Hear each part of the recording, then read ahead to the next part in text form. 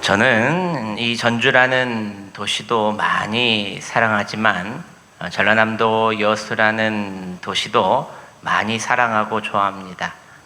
이번 휴가도 어김없이 여수로 다녀왔습니다. 이번 아이들과 휴가 테마는 추억 여행이었습니다. 2박 3일 동안 있으면서 여수의 아침, 여수의 점심, 여수의 저녁까지 예전에 살던 곳, 먹던 곳, 즐기던 곳을 찾아가면서 얼마나 좋았고 아름다운 시간을 보내는지 모릅니다. 제가 여수분들하고 2년 동안 같이 목회를 하면서 느낀 것이 하나 있습니다. 그분은 그 아름다운 여수의 풍경을 그리 소중히 보지 않는다는 것입니다. 왜 그럴까? 이 아름다운 것들과 날마다 살고 있으면서 조금만 나가면 아름다운 푸른바다, 영치산도 있고 호수도 있고 둘레길도 있고 조금만 나가면 먹거리, 볼거리가 있는데도 왜 이분들은 이것들을 소중히 보지 않는 걸까? 철학자 니체는 이렇게 이야기한 적이 있습니다. 어떤 사람이 매일 같은 길을 걸어 다니다 보니 그 길에 피어있는 아름다운 꽃들을 더 이상 보지 않게 되었다는 겁니다. 처음에는 그 꽃들이 너무나도 신기하고 아름다워 감탄했지만 시간이 지나면서 그 풍경이 너무 익숙해져 버려 결국 아무 감동도 느끼지 못하게 되었다는 겁니다. 니체는 말합니다. 매일 반복되는 익숙함은 영혼의 눈을 감기게 만든다. 여러분, 이처럼 인간은 익숙해지는 순간 더 이상 그 가치를 크게 느끼지 못하는 무감각해지는 존재가 되어버린다는 겁니다. 익숙함은 우리에게 편안함을 주지만 동시에 우리의 감각을 무디게 만드는 양면성이 있다는 겁니다. 인간의 인식은 새로움에는 민감하지만 익숙함에는 둔감해진다는 겁니다. 이 현상은 우리의 신앙에도 그대로 나타납니다. 하나님께 드리는 예배, 기도, 말씀이 모든 것이 반복되면서 어느 순간 하나님의 거룩한 은혜와 놀라운 기적조차 아무런 감흥이 없는 당연한 일상으로 만들어 버린다는 겁니다. 특히 신앙 안에서의 익숙함은 매우 위험합니다. 왜냐하면 그것이 하나님의 크신 은혜를 너무나도 당연하게 생각해 버리며 살기 때문입니다. 오늘 말씀의 제목입니다. 저를 한번 따라서 합니다. 익숙함 때문에. 시작. 익숙함 때문에. 사랑하는 여러분, 오늘 말씀을 통해 우리는 익숙함 때문에 잃어버리는 것들을 다시 뒤돌아보고 다시 하나님 앞에 감사로 새롭게 서는 귀한 시간이 되시기를 소망합니다. 오늘 본문의 배경을 먼저 우리는 살펴봐야 합니다. 누가복음 4장의 오늘 본문의 배경의 이야기입니다. 예수님께서는 공생애를 시작하신 후에 가버나움과 여러 지역에 능력을 행하시며 천국 복음을 전파하셨습니다. 그 소문은 이미 온 지역에 퍼져 그 소문이 자자했다는 겁니다. 많은 사람들이 예수님의 가르침과 기적을 보며 찬사하고 놀랐습니다. 그리고 예수님을 따라다녔습니다. 그 후에 예수님께서는 어릴 적부터 자라나셨던 자신의 고향 나사렛으로 다시 돌아오게 되었습니다. 그리고 늘 하시던 대로 안식일에서 회당에 들어가시고 또 마을 주변에서 앉으셔서 하나님의 말씀, 천국의 복음을 전파하셨습니다. 이사야 61장을 읽으시며 이 글이 오늘 너희 귀에 응하였느니라 라고 선포하십니다. 즉 구약에서 예언하던 메시아가 바로 자신임을 고향 사람들 앞에서 밝히신 것입니다. 사람들은 그 말을 받아들일 수가 없었다는 겁니다. 왜입니까? 예수님의 가족과 그의 성장 과정을 그들은 다 보고 알았기 때문입니다. 사람들은 예수님의 말씀에 놀랬지만 동시에 이런 생각을 품었습니다. 예수는 요셉의 아들이 아니냐?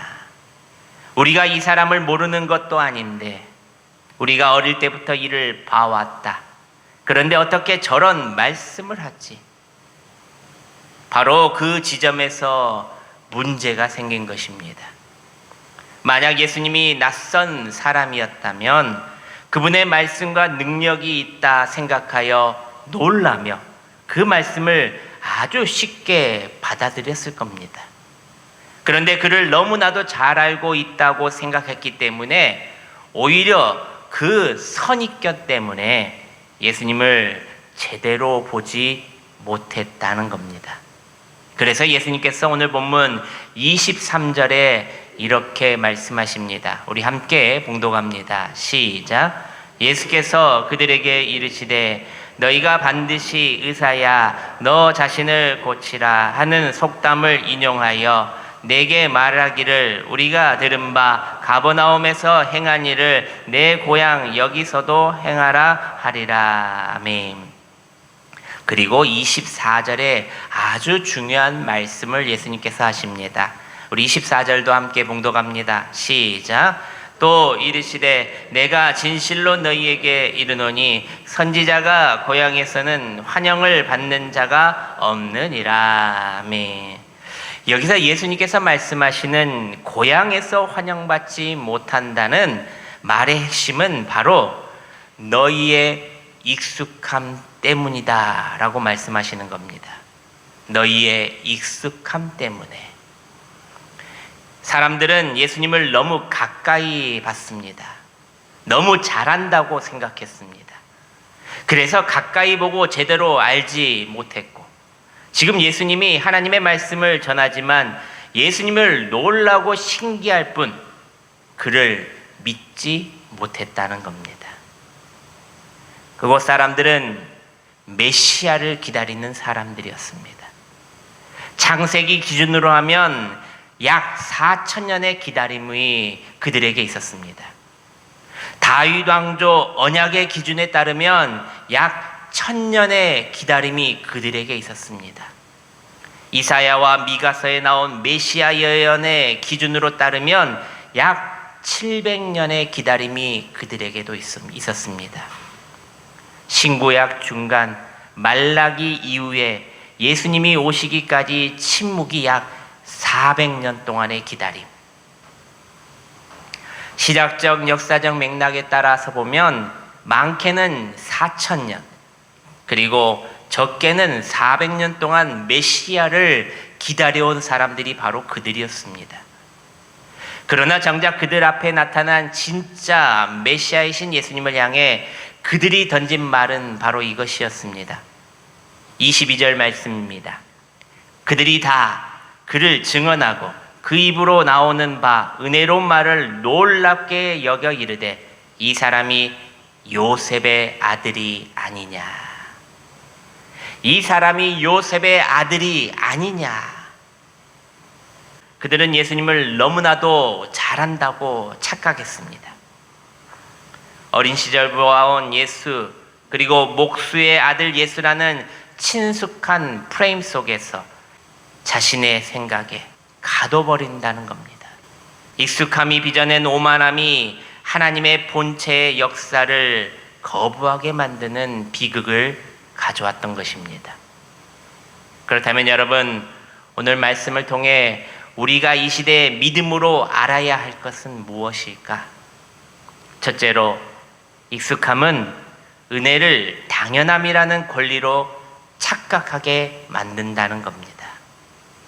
민수기 21장 5절 말씀을 우리 함께 봉독합니다. 시작.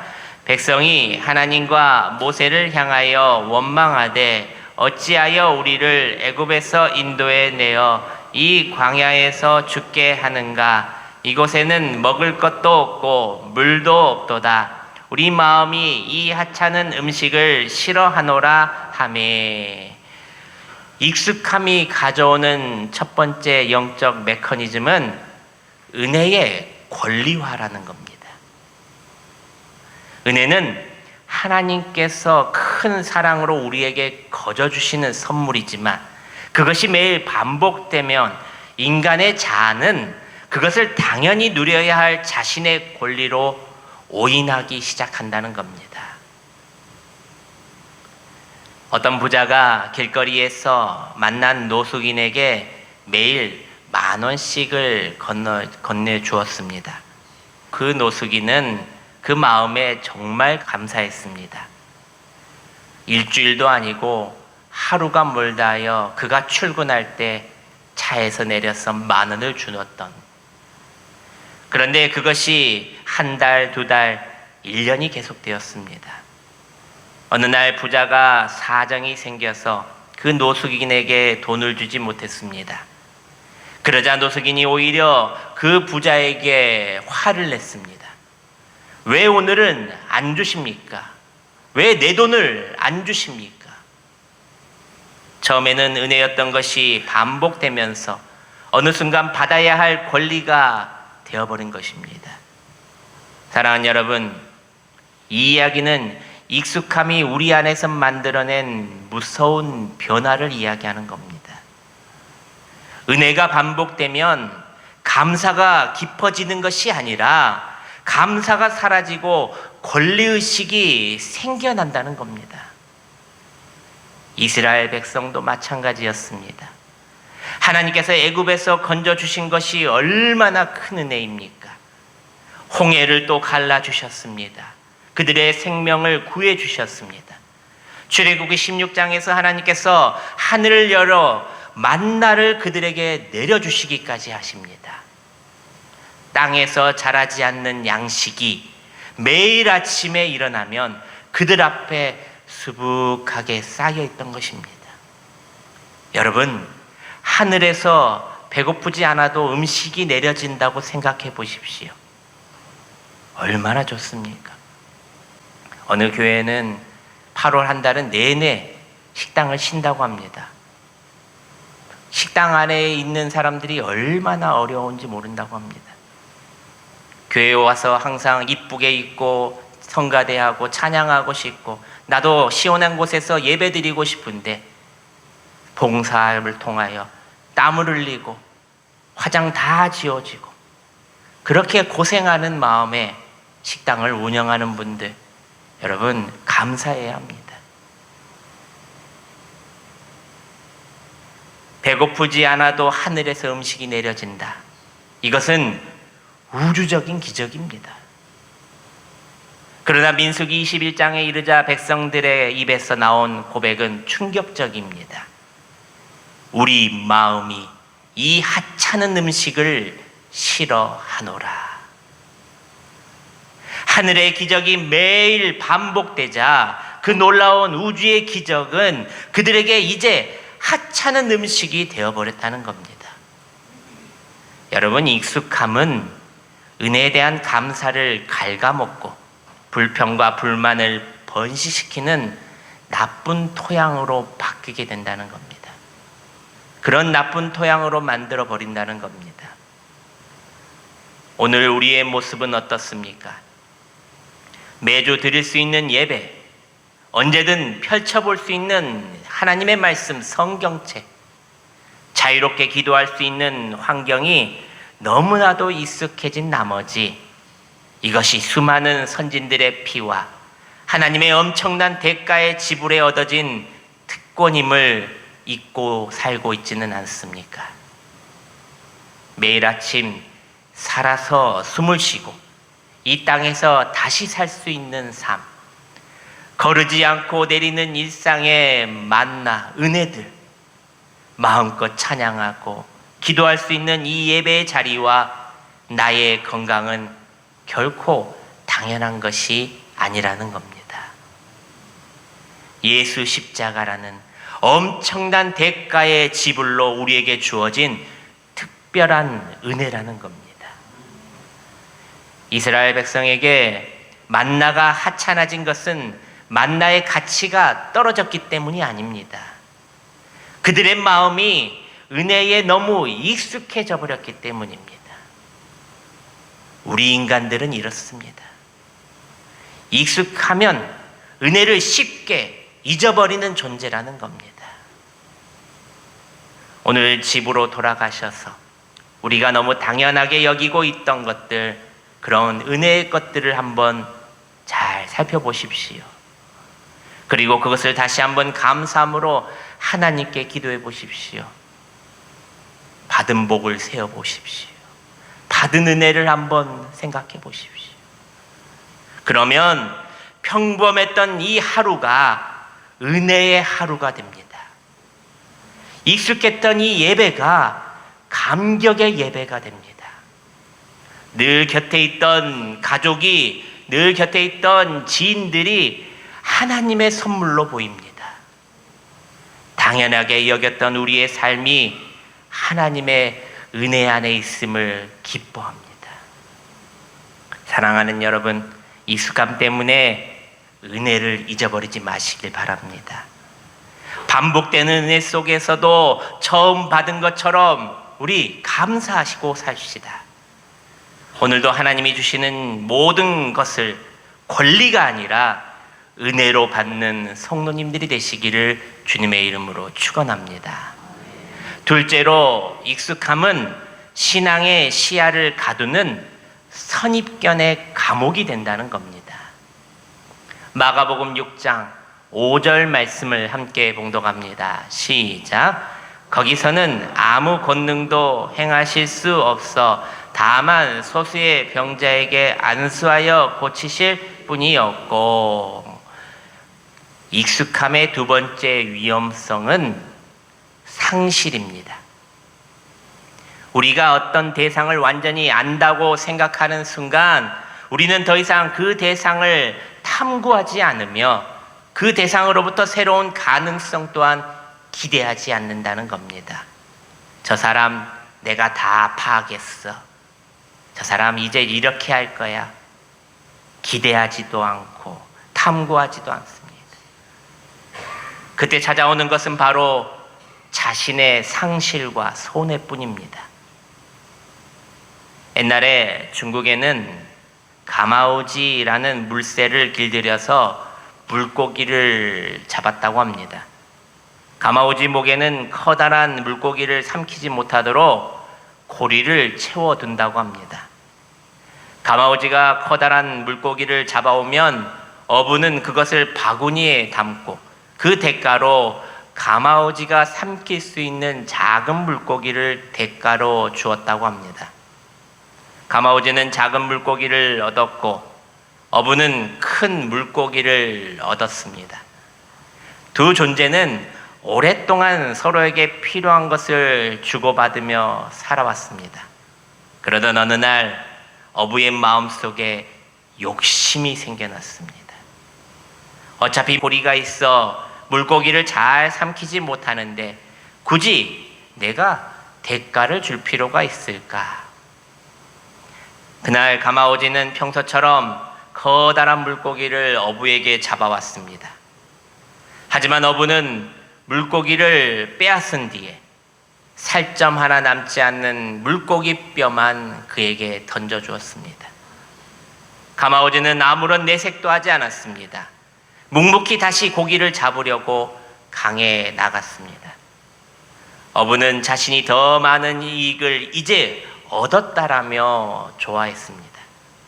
다음날 가마오지는 깊은 물속으로 더 이상 들어가지 않았고 얕은 물가에서 자신이 삼킬 수 있는 작은 물고기만 잡아서 그 자리에서 먹어버렸다는 겁니다.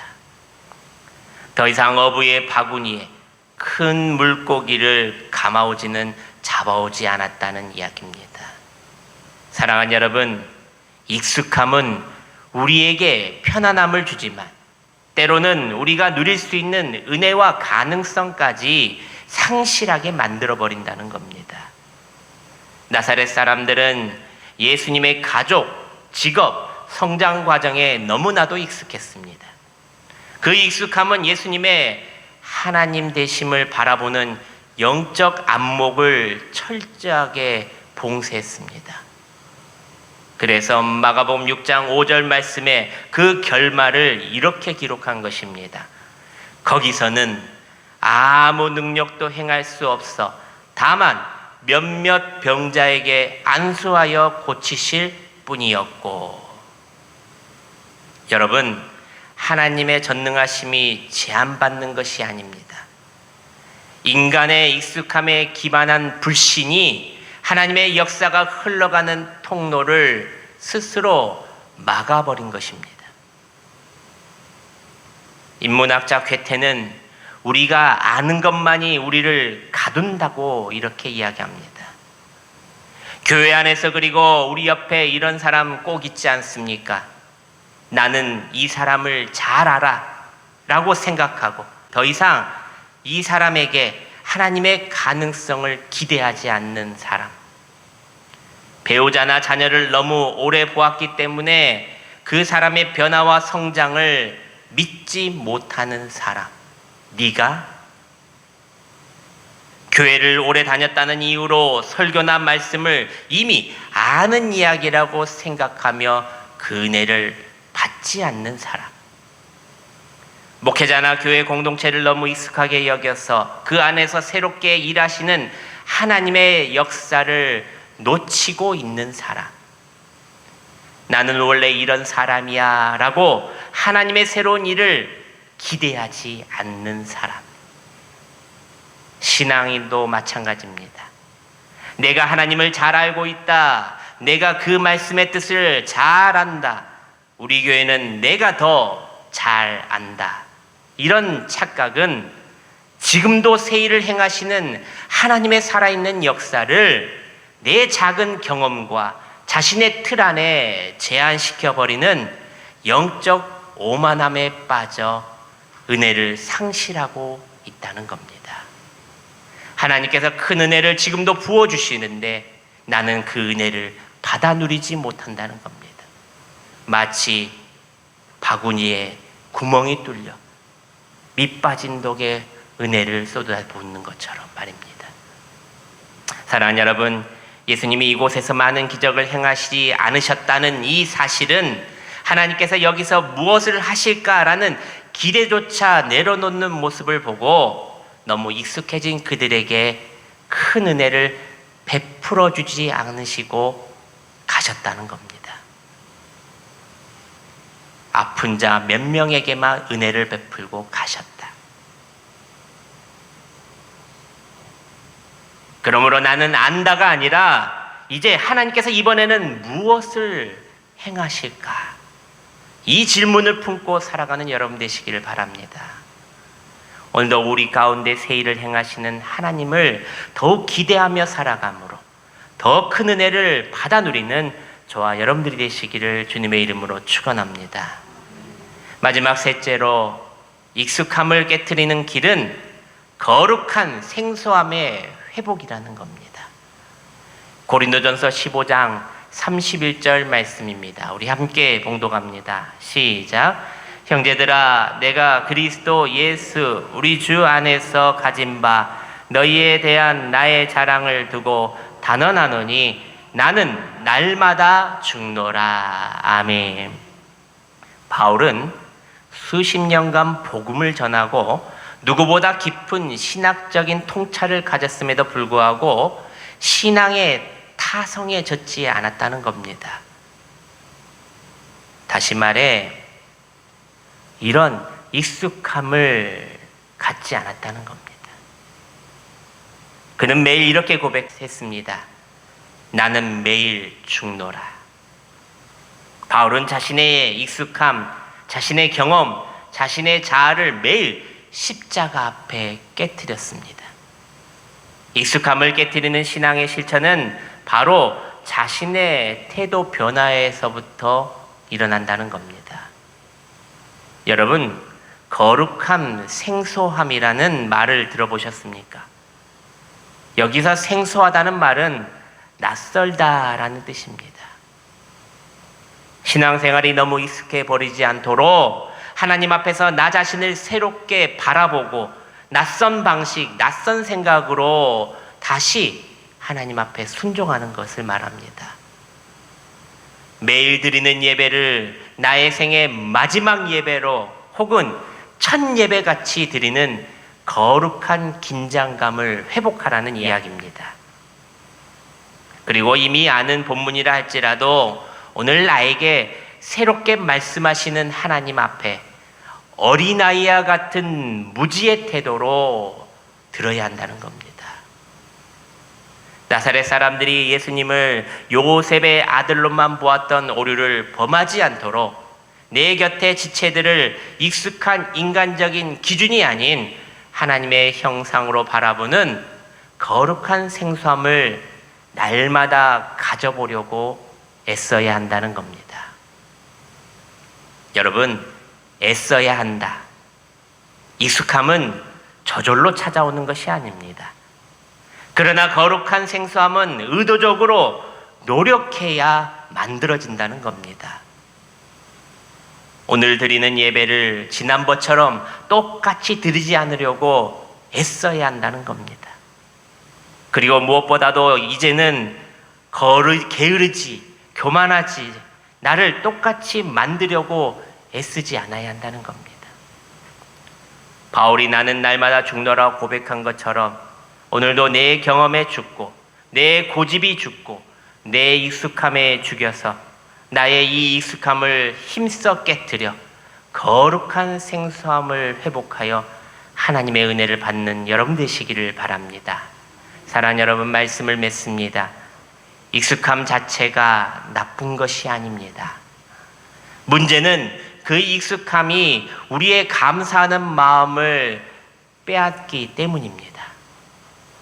신앙생활에서 가장 무서운 적은 교회를 떠나는 것이 아니라 교회 안에 앉아 있으면서 영적으로 무감각해지는 것입니다. 익숙함은 고요하게 찾아와 우리의 영혼을 마비시키고 하나님의 은혜를 당연한 것처럼 만들며 전능하신 하나님의 손길을 기대하지 않고 작게 제한해 버린다는 것이 문제입니다. 오늘 본문에서도 예수님께서는 나사렛 사람들의 익숙함 뒤에 숨은 불신을 뒤로하고 그것을 떠나버리셨던 것입니다. 은혜는 익숙함을 안주하며 거룩한 경외를 잃어버린 자에게 계속 머물지 않는다는 것을 기억하십시오. 오늘 이 시간 우리의 예배가 형식적인 매너리즘에 빠져 있지는 않는지 뒤돌아보시길 바랍니다. 하나님의 말씀이 더 이상 내 마음을 울리지 않고 소음처럼 자장가처럼 들리지 않는지 뒤돌아봐야 합니다. 익숙함 때문에 은혜를 잃어버린 사람이 아니라 익숙한 일상 속에서 새로운 은혜를 오늘 또한 발견하고 반복되는 신앙생활 속에서 거룩한 생소함을 회복하여 날마다 새로운 은혜를 경험하는 저와 여러분들이 되시기를 주님의 이름으로 축원합니다. 기도하겠습니다.